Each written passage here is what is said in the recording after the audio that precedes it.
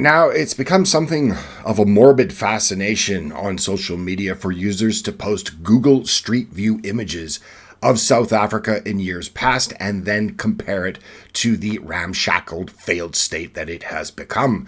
There are endless links. I'll leave a couple in the description so you can see for yourself the deterioration of that nation. But make no mistake, the destruction of South Africa is very much relevant to every Western nation, insofar as every single Western nation has drunk from the same poisoned ideological chalice and looks to be in the early stages of the terminal decline we now see in South Africa. The failure of South Africa, once Africa's economic powerhouse, now crumbling under black majority rule with rampant corruption, high unemployment, horrific violence and murder rates, chronic power blackouts, and institutionalized racism against whites, well, it serves as a stark wake-up call for nations where whites are rapidly sliding into minority status due to mass immigration and low birth rates.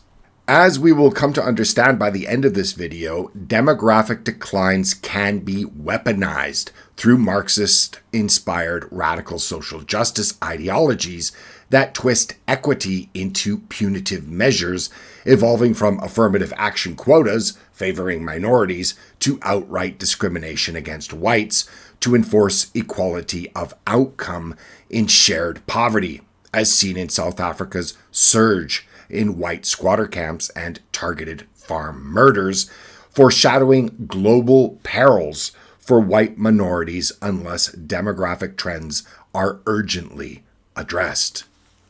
Now, the poison is ideological in South Africa. For we individuals, it's chronological, but it's still a poison, and NMN is the closest thing we have to an antidote for aging itself. Now listen to this. How do you get this body? I'm big on NMNs. I've been taking them for a year now. Yes. And talk about all of the anti-aging stuff that he does. And he was really big on NMNs. Obviously not the brightest tool in the shed, but when it comes to NMN, David Sinclair, well, he knows something about what he's talking about. When we have no adversity, we're eating a lot and sitting around, NAD levels go down. That's true as we get older as well. So a 50-year-old has half the levels of a 20-year-old for NAD. What we like to do is to boost the levels of NAD back up to youthful levels and mimic exercise, mimic dieting, or even enhance those modalities. Now, we've even got human clinical trial data. I was mentioning one of my companies has done clinical trials already for the last few years. And by raising NAD levels, we can actually improve human health. And we hope that this will be a drug one day to treat diseases ranging from kidney failure to even COVID-19 survival. So what about NMN? Well, NMN is a precursor that the body uses to make NAD. And by ingesting NMN, we've shown in humans that you can raise your NAD levels by about 2 to 3-fold. And that's beneficial in humans based on clinical studies. Put simply, as we age, our bodies produce less NAD+, and those dropping levels actually drive the aging process. Supplementing NMN raises NAD+ back up, helping reduce deep wrinkles, ease aching joints and bones, clears brain fog, and speeds up recovery. Science shows that taking 1 gram of NMN daily can double your bloodstream's NAD+ levels. And Black Forest's NMN is the best company out there for this, and they've had over 300,000 orders and tons of 5-star reviews and clinically proven doses that actually work. And what's the catch? Well, it's been selling out fast, especially since the Kardashians started talking about it. But Black Forest right now is running their biggest deal of the year, 50% off their best-selling NMN, but only for the next 48 hours. Prices are skyrocketing worldwide, so this price won't last. And if you're thinking about trying NMN, grab it now before the deal ends and prices jump. And take control of your health today. South Africa in 2026 could readily be described as the descent into failure. And your time's up, white people. Or so the echoes of radical rhetoric that continue to grow in South Africa, where the Expropriation Act, signed into law in 2025, now empowers the government to seize land without compensation under the guise of public interest. Critics, including international voices like US President Donald Trump, have decried this as a step toward ethnic cleansing, while South Africa's leadership, they dismiss it as necessary redress for historical wrongs. All of this unfolds amid persistent calls from some white Afrikaner groups for self-determination, as they fear their very existence is under siege in a nation once hailed as Africa's beacon of prosperity, but since 1994 has followed the exact same path of state failure as most of the rest of sub-Saharan Africa. About 1 year ago, on January 24th, 2025, President Cyril Ramaphosa, he signed the controversial Expropriation Act, allowing the state to take private land without paying owners in cases deemed just and equitable. This isn't mere eminent domain. It's a tool that could strip property from white landowners who still hold the majority of farmland and then redistribute it along racial lines. Proponents argue it's all about correcting apartheid's imbalances, but detractors warn it's a blueprint for economic sabotage, much like Zimbabwe's land grabs that turned that country from a breadbasket into a beggar state. That is, farmers in South Africa could have their land confiscated without a cent provided, simply because of their skin being white, and then their land being handed over to others because their skin is black. With the act now in force, lawmakers are forging ahead, establishing committees to implement these seizures. The government's own website touts it as a way to boost agricultural production and food security. But in reality, reality does bite harder, as critics point to Zimbabwe's hyperinflation and chaos as the inevitable sequel. Yet, members of the African National Congress, that being the ANC, and the Economic Freedom Fighters, the EFF, led by the odious and racist Julius Malema, they insist this path is to close the wealth gap between whites and blacks in the country.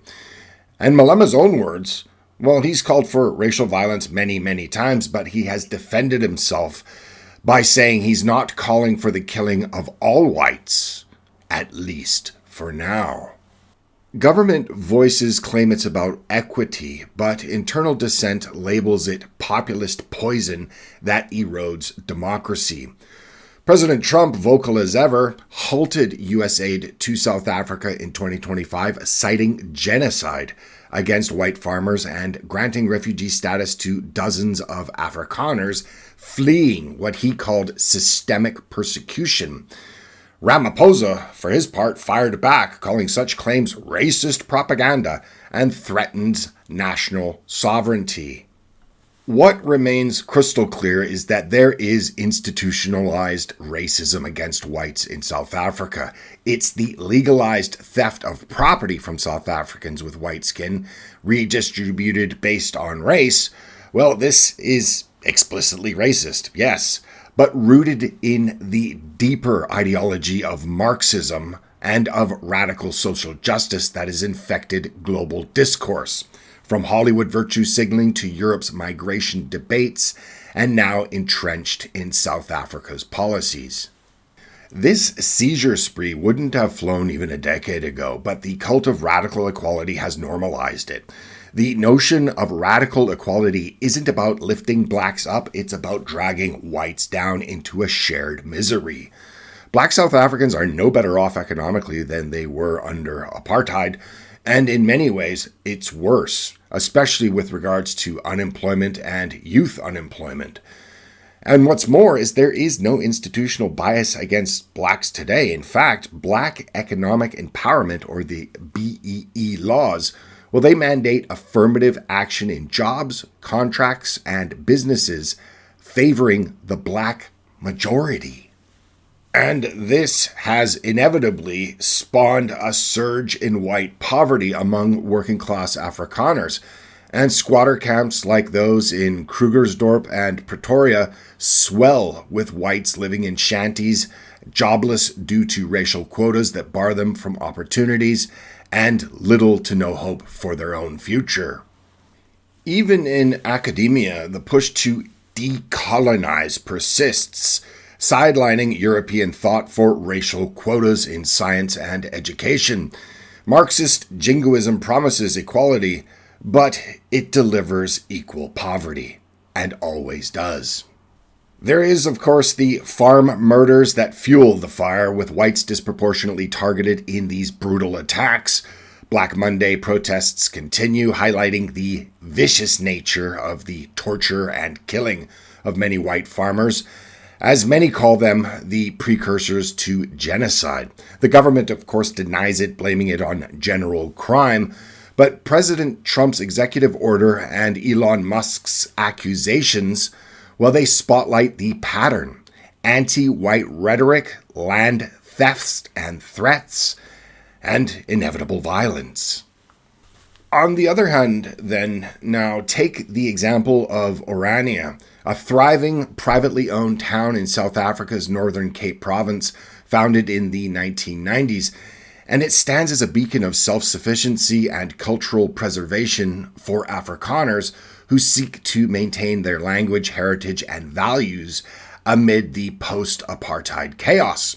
With a population surging at 15% annually and aiming for 10,000, Orania boasts zero crime, booming construction and agricultural sectors like pecan farming, innovative solar energy independence to escape national blackouts, and even its own currency, all achieved through resident self-reliance that fosters true community equity.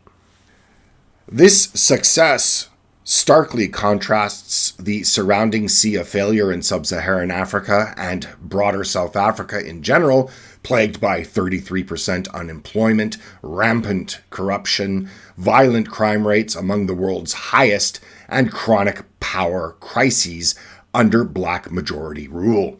Yet for daring to prosper without imposing upon others, Orania faces relentless persecution. Domestically, from government officials and ANC figures like Karl Niehaus, who smear it as racist and apartheid's remnant, and internationally from media outlets branding it as a far-right enclave tied to figures like Donald Trump, all while black leaders quietly seek its advice on sustainable development that Orania has achieved.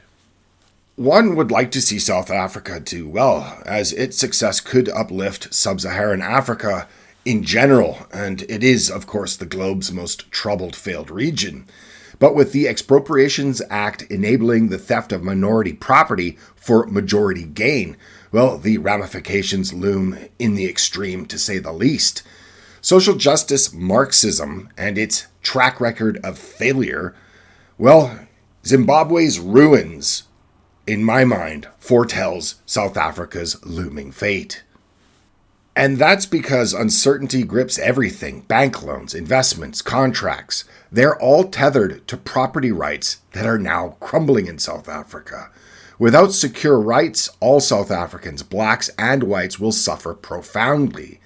This racial redistribution, now, this is the important thing for those of you listening outside of South Africa.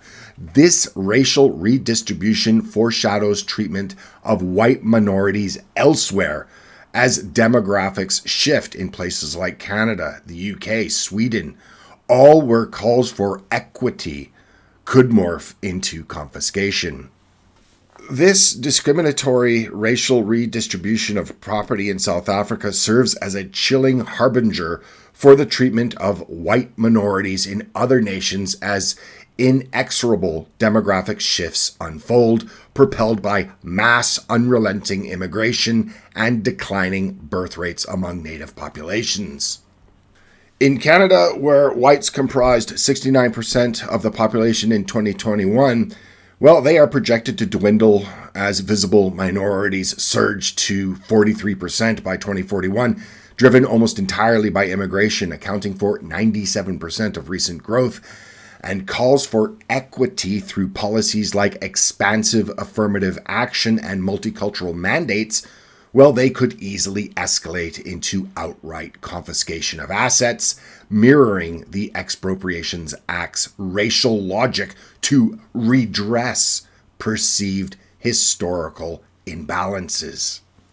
Similarly, in the United Kingdom, a think tank warns of a population tipping point as early as 2026 this year, with non-white minorities forecasted to reach 31% by 2051 amid plunging white fertility and unchecked migration, setting the stage for radical social justice demands to evolve from preferential hiring quotas into property seizures under the guise of closing wealth gaps, much like the ANC's playbook. Sweden as well is grappling with profound transformation of its country, where officials report highlights that 73.3% of immigrants are of non-EU origin, predominantly from sub-Saharan Africa and Muslim-majority countries, eroding the white majority and fostering no-go zones. Here, there, and across the country, burgeoning equity initiatives, ostensibly anti-discrimination laws, could morph into punitive measures against whites, confiscating land or resources to enforce Marxist-inspired equality of outcome as the native demographic shrinks.